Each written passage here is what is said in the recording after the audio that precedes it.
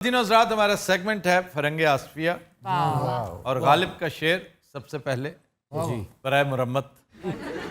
और आज जो दिलचस्प बात यह है कि हकीकतन शेर कुछ और है, एक लफ्ज़ दाएं बाएं किया हुआ है, लेकिन वो जो दाएं बाएं करने का अमल है उसने उसको बेहतर कर दिया। और शेर है, वो अपनी खू न छोड़ेंगे हम अपनी वजह क्यों बदलें। वो अपनी खू न छोड़ेंगे हम अपनी वजह क्यों बदलें। तो बक्सर बन के क्या पूछें कि हमसे सरगरां क्यों हो। जी, तो इसमें बस सिर्फ एक लफ्ज है कि वो अपनी खू न छोड़ेंगे हम अपनी वजह क्यों छोड़ें। तो छोड़ें और छोड़ें की तकरार है। गालिब ये करता नहीं है, अमूमन करता नहीं, बिल्कुल नहीं करता। और मैं हमेशा ये गुजारिश करता हूँ एक अदना सा तालिब इल्म लिटरेचर का होने के नाते कि एक बहुत बड़ा शायर जब इस तरह की एक आम सी शॉट खेलता है ना, तो वो मजबूर नहीं होता, वो उसकी क्या मजबूरी है। एक तो वो रीड नहीं करता, दोबारा रीडिंग का जो एक मौका होता है वो नहीं देता, पब्लिश होने के लिए चीज़ चली जाती है। या फिर ये है कि कुछ लोग जो भला नोश होते हैं, पता नहीं किस आलम में होते हैं, रात के वक्त जो लिख रहे हैं उन्हें ख्याल ही ना हो, अगर वो इस पे नजर सानी करते ना तो यकीनन बदले का लफ्ज इस्तेमाल करते। नहीं तो नजर सानी उन्होंने की है ना। मुंतखब दीवान के अलावा जो दूसरे दवावीन हैं उनमें छोड़े की तकरार है, लेकिन जब आखिरी मुंतखब दीवान छपा तो उसमें वजह क्यों बदले हैं। जो इम्तियाज़ अली अर्शी हैं जिन्होंने रिसर्च की, उन्होंने 1862 का जो दीवान है उस पर रिसर्च की, उसमें छोड़े ही है। अच्छा, जहाँ तक तकरार का ताल्लुक है, गालिब ने किए हैं ऐसे अल्फाज इस्तेमाल। कई अल्फाज तो बहुत अच्छे लगते हैं, जैसे रंज से खूगर हुआ इंसान तो मिट जाता है रंज। अब यहाँ रंज 2 दफ़ा आया नहीं, दोनों में मुख्तलिफ मानों में इस्तेमाल हुआ ना। सेम माने भैया, सेम माने। रंज से खूगर हुआ इंसान तो मिट जाता है रंज। रंज से खूगर, इसी रंज से, इसी गम से मैं अगर गुत्थम गुत्था हो जाता हूं तो आगे जाके मैं उस गम में मुब्तला होने की कोई छोड़ दूंगा। मुश्किलें मुझ पर पड़ी इतनी कि आसान हो।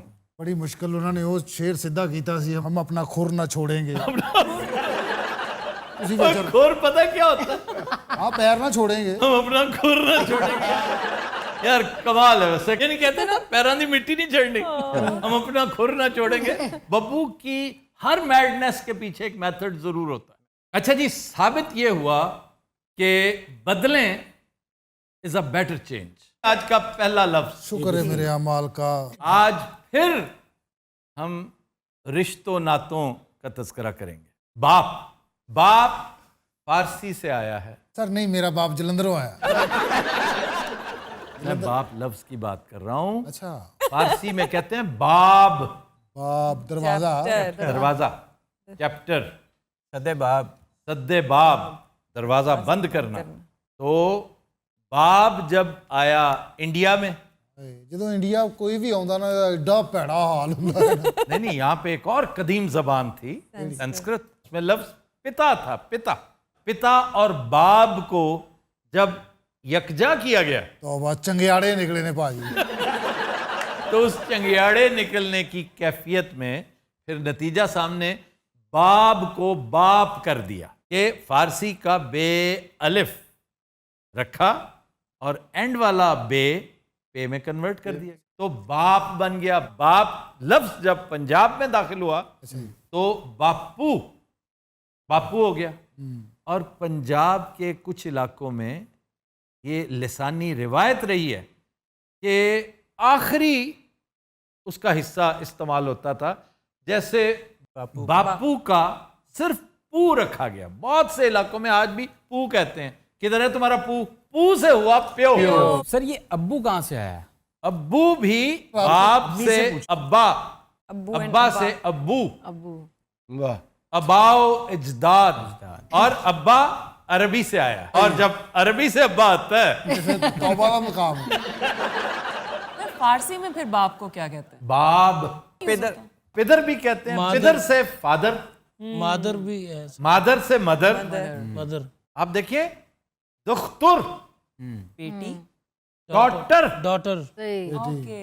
ਸਾਡੇ ਇਲਾਕੇ ਦੇ ਵਿੱਚ ਕੋਈ ਜੇਲਮ ਦੇ ਰਹਿਣ ਵਾਲੇ ਲੋਕ ਰਹਿੰਦੇ ਨੇ, ਉਹ ਪੂਆ ਜੀ ਸੱਦੇ ਨੇ जी ਅੱਬੇ ਨੂੰ मैंने अर्ज किया ना पुआ ਹਾਂਜੀ सर वो तो पुप्पो को नहीं कहते फुफ्फो को कहते हैं बुआ बुआ और पंजाबी में कहते हैं पुआ जिसकी सबसे खूबसूरत कॉनोटेशन है ये मुहावरा क्या है पुए चढ़े है पुए का मतलब पता है ना पुए चढ़े जब कोई लाडला होता है कोई शरारत करके कोई पंगा करके किसी के साथ तोड़ फोड़ करके भागता है ना फुप्पो के पास तो उसको जो जाय पना है वो फुफ्फी की गोद है फुफ्फी उसे पकड़ लेती है और आमतौर पर जब बाप के अताब से भी बचने के लिए भागता है ना बच्चा तो माँ से ज्यादा सेफ वो अपनी फुफ्फी के जाहिर है।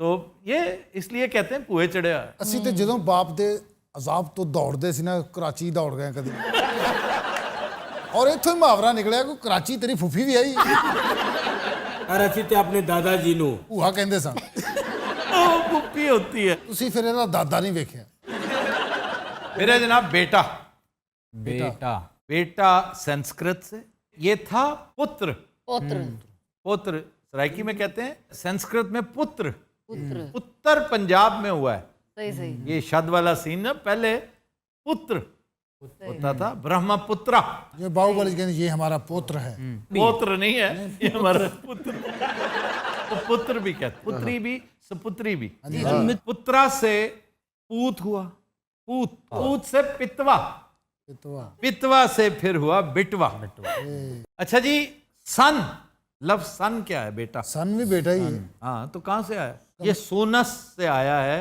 जो संस्कृत का लफ्ज है सर सन तो इंग्लिश वर्ड नहीं है नहीं आप उसकी dictionary of etymology Oxford language की उसमें आप देखेंगे तो आपको वो बताएंगे कि son came from Sanskrit and the word is sonus अच्छा जी एक बड़ा दिलचस्प लफ्ज ਜੀ ਜੀ मंगेतर मंगेतर मांग लिया मांगा हुआ वो तो मांग से ना मांग मांगत मंग वही है मंगनी वही है मंगना वही है मांगना वही है मांग लिया आपने किसी का हाथ मांग लिया ना जी अब जरूरी नहीं कि पेरेंट्स ही रिश्ता मांगते थे बंदा खुद भी हाथ मांग लेता था लेकिन वो नहीं देते थे बोलते थे अपने बड़ों को लाओ सर मेरे साथ हमेशा यही हुआ है वो इनसे बस इतने से ही बड़े हैं और जी अपने बड़े को लेके जाता वो अपने लिए मांग लेता सी आदमी फारसी में इसे कहते हैं नामजद नामजद ये नामजद है कागजात नामजदगी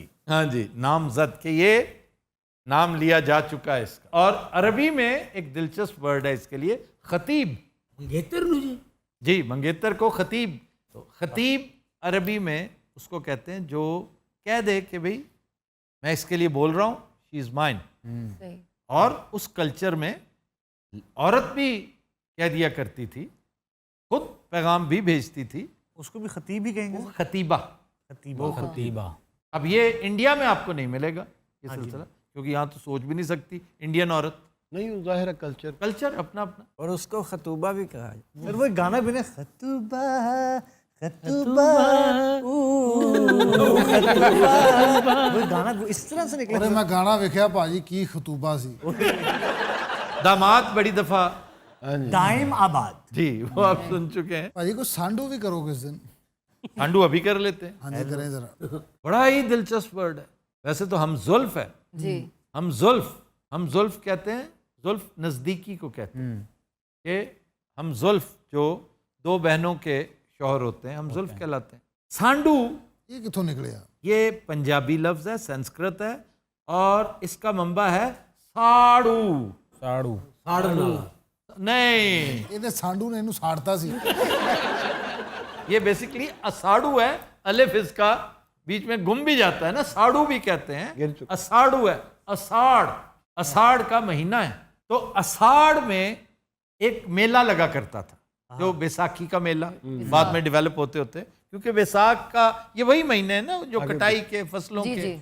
हाड़ी सावनी जिसे कहते हैं हम और उस त्योहार को कहते थे अषाढ़ी तो वो त्योहार वंस अ ईयर होता था तो इसे कहते हैं कि ये अषाढ़ू है हमारा अषाढ़ू को मरने परने पे ही आता है आगे कभी नजर नहीं आया आपने देखा होगा ਹਾਂਜੀ ਹਾਂਜੀ कि अक्सर ਉੱਥੇ ਮਿਲਦੇ आप एक खालू देखते हैं वो खालू जी नजर ही आते हैं या मरने पे और या परने पे, पढ़ने पे शादी है ਉਹਨੂੰ ਵਿਚਾਰ शादी पे या फौतगी पे ਡਾਕਟਰ ਸਾਹਿਬ ਬਹੁਤ ਅੱਛਾ ਐਡਰੈਸ ਮਾਸ਼ਾਅੱਲਾ शुक्रिया। इसे ड्रेस से हस्पताल जाओ, सारे मरीज ठीक हो जाए।